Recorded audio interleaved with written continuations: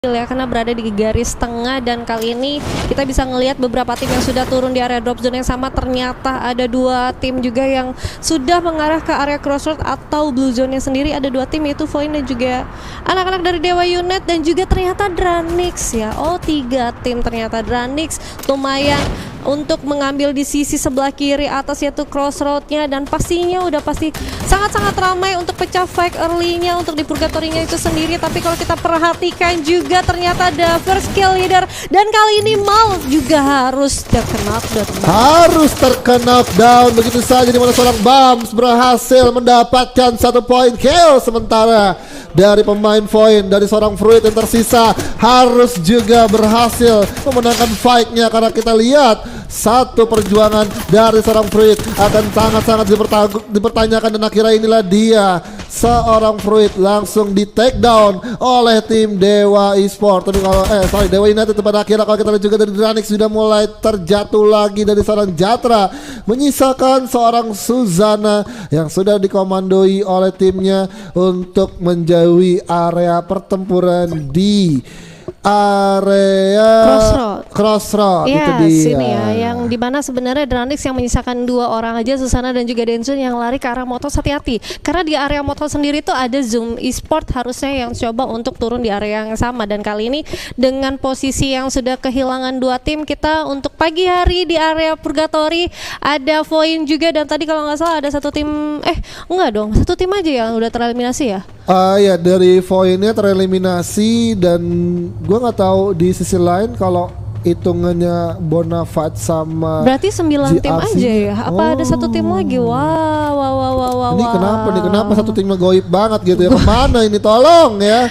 Tolong infonya Maseh, tolong infonya ya. Cuman iya kayaknya ada sekitaran 1, 3, 4, 5, 6, 7, 8, 9.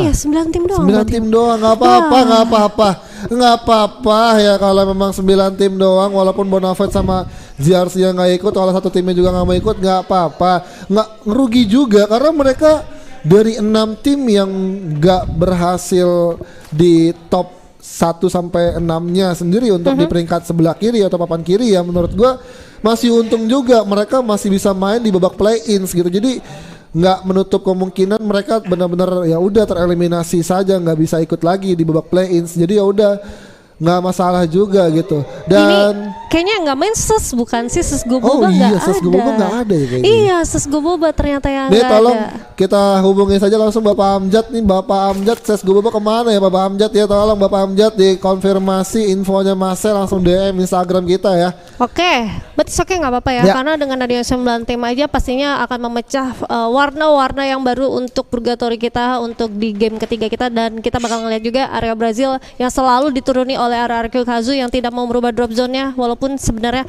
sama banget oleh Rans, tapi kita berbicara tentang Brasilia yang dimana banyak banget obstacle dan juga kompon yang masih bisa dimainkan. Bahkan untuk high looting-nya sendiri itu sangat-sangat kaya untuk di area Brazil, dan gue rasa dengan adanya penempatan sekitaran 3 tim juga pun akan mencoba untuk tidak terlalu early fight di area Brazil, kecuali memang satu drop zone dan satu kompon yang sama ya. Bentar. Ini nih kalau kita stop dulu pembahasannya, karena kita melihat sudah ada seorang Suzana yang kayaknya nggak menyadari posisi seorang Otang yang lagi mencoba untuk bersembunyi, menghilangkan posisinya agar tidak ketahuan sama seorang Suzana, dan Suzana masih fokus nge-looting, dan pada akhirnya ditembak dari arah belakang seorang Otang. Ya ampun, tidak memaksimalkan kesempatan emas, tapi pada akhirnya masih bisa diamankan seorang Suzana, dan baru ada follow up dari seorang Ayes yang datang masuk untuk ngerapat ke arah seorang Otang yang sendirian di arah rumah batu. Iya, ini yang benar-benar bisa dibilang bahwa anak-anak Dranix benar-benar kehilangan tempo permainan mereka untuk di Purgatory itu sendiri, karena yang pertama mereka sudah terusirkan sisinya. Dia tahu banget bahwa tidak ada orang di sana, sedangkan Otang sendiri sudah tahu bahwa mendengar stepping 1 orang, dan itu menunggu kapan tinggal dia melepaskan satu senjatanya, senjata Machio ya harusnya, dan itu cukup sakit, apalagi tadi dengan ada satu refleks glue wall yang sudah dikeluarkan oleh Mal, dan Dan kita tahu nih untuk lootingan Mali sendiri tuh belum cukup kaya. Jadi untuk let's play-nya juga harusnya sangat-sangat diunggulkan oleh anak-anak dari Zoom Otang. Tapi kali ini kita beralih di mana Brasilia sudah ada satu clue yang sudah diaktifkan oleh Easy Peasy yang sudah memberitahu posisi letak dari sang lawan atau RRQ Kazu. Kali ini Easy Peasy sudah melemparkan beberapa damage ke arah depan, tapi di sisi lain ternyata Iki berhasil mendapatkan satu knockdown. Iya, berhasil mendapatkan satu knockdown atas tim Ina atau tim RRQ yang bakal mencoba untuk dikejar begitu saja. Iki menjadi frontliner untuk tim Rans Esports, sudah membuntuti pergerakan tim RRQ, dan inilah dia 4 pemain dari Rans sudah mulai mencoba untuk bisa mensergap pemain dari RRQ untuk tidak bisa kabur sejauh mungkin, yang dimana yang akan diinginkan oleh tim RRQ. Sementara itu sudah close combat. Oh my god, RRQ harus tusun di tangan Rans, dimana seorang Iki berhasil melancarkan peluru shotgun touch boosternya ke arah 2 orang yang tersisa. Tapi pada akhirnya, wah, si Easy Peasy harus di take down dari arah kejauhan. Tembakan long range-nya yang luar biasa.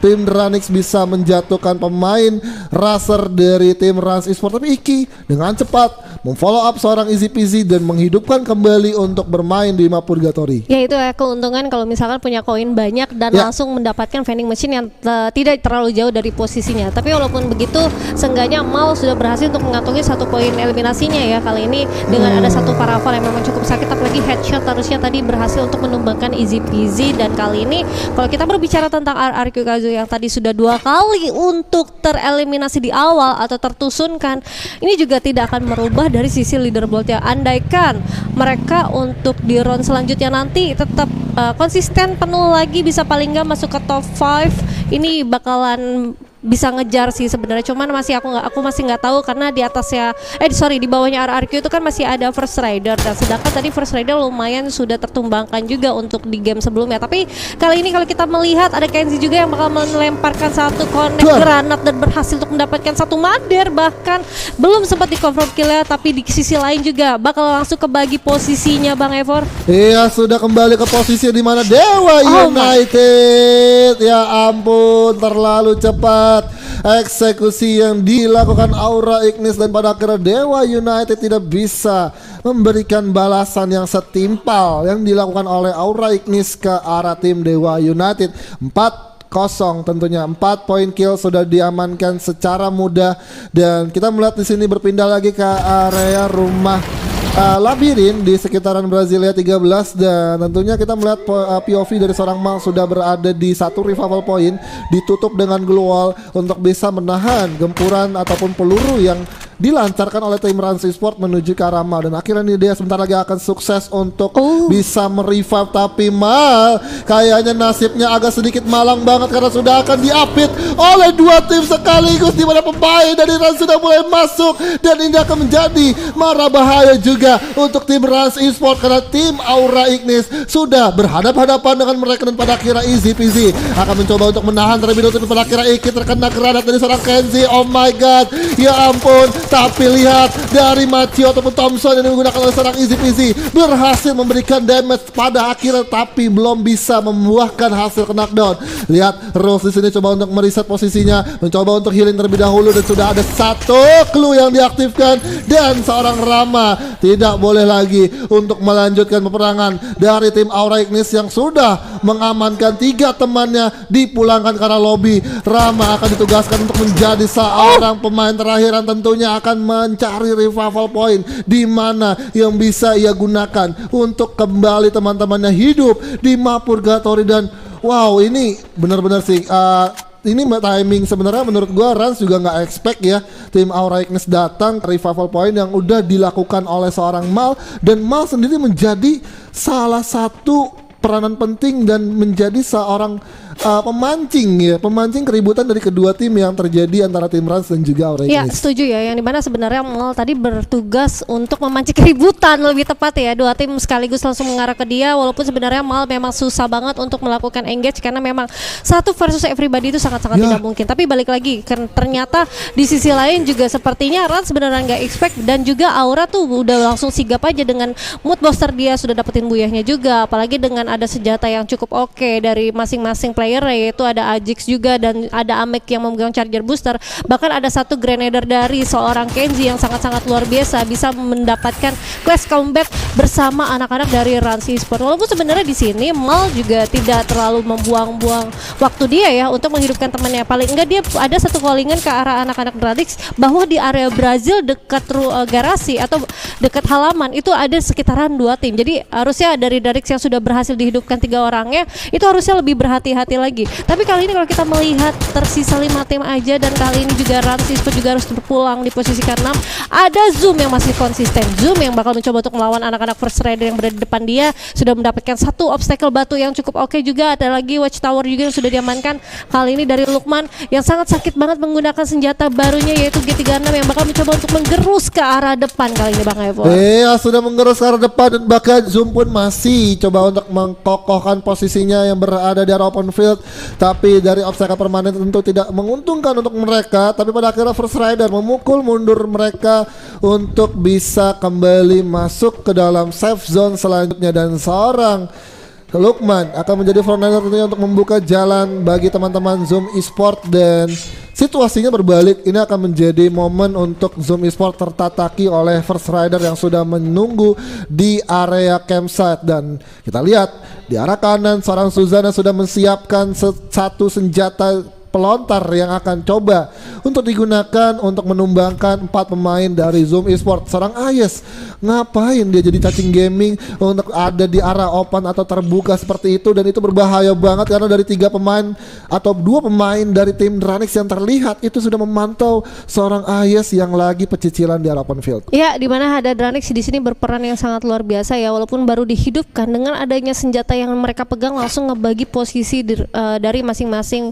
spot yang memang harusnya sudah akan diawasi oleh anak-anak dari Zoom Esports, yang dimana anak-anak Zoom di sini masih belum melihat pergerakan atau posisi dari Dranix. Blind spot lagi-lagi, yang dimana ada obstacle walaupun sekecil ini dengan ada 1 orang saja itu benar-benar tidak mendeteksi anak-anak dari Dranix. Bahkan Mal dengan luar biasanya berhasil untuk mendapatkan bakal langsung di-confirm beberapa kill, tapi akhirnya dari Denso juga harus kewalahan karena sudah lumayan cukup sekarat juga dengan adanya 1 kill yang dilemparkan. Dan kali ini Susana bakal mencoba untuk melontarkan otang luar biasa Bang Evo. Luar biasa sekali bidikan dari seorang Susana menjatuhkan pemain dari Zoom Esports. Sementara itu Denzo akan 1v1 situation. Sudah ada seorang galang yang nyatanya menjadi seorang pelakor dari kedua tim yang lagi berperang, dan sudah mulai pincang juga dari kedua tim dan juga tim Zoom Esports. Sementara itu dari seorang Ayes akan berhenti terlebih dahulu untuk merecovery lagi health point yang dia sudah hilang dari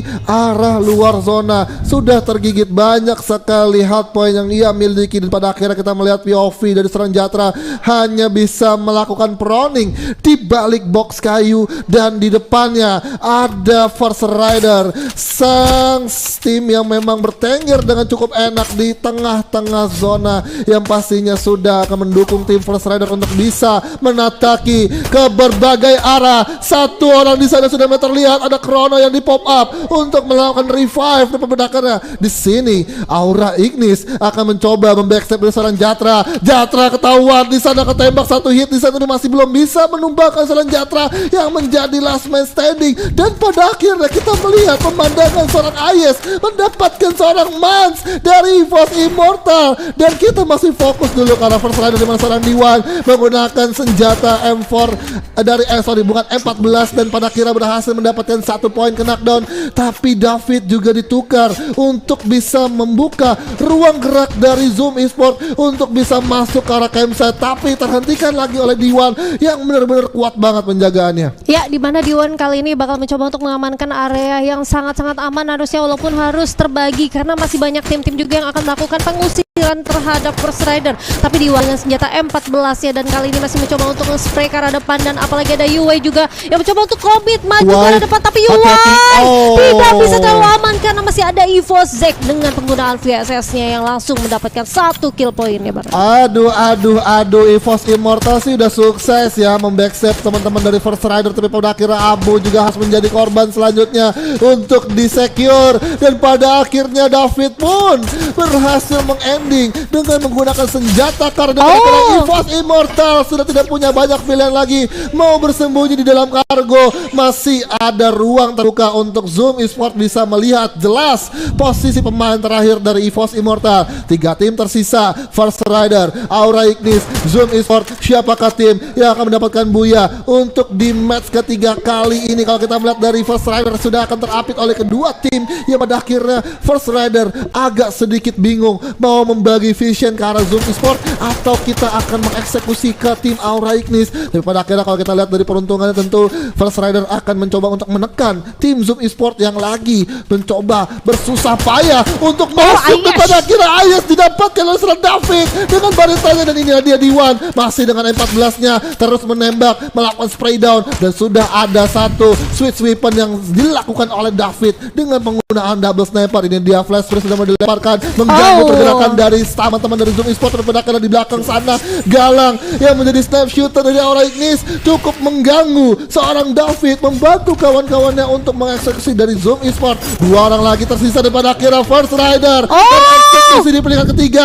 dan inilah dia kemenangan yang mutlak tentunya untuk tim Aura Ignis. Sebentar lagi Ajax akan 1v1 melawan seorang Putra. Aduh, tappingannya meleset, meleset ya. Ini dia masih bisa untuk dikejar, masih coba untuk dikejar lagi, dan inilah dia Kenzie yang menjadi pemain terakhir untuk tim Aura Ignis, mendapatkan pemain dari Zoom Esports yang harus ditumbangkan dan peringkat 2, dan inilah dia buya untuk Aura.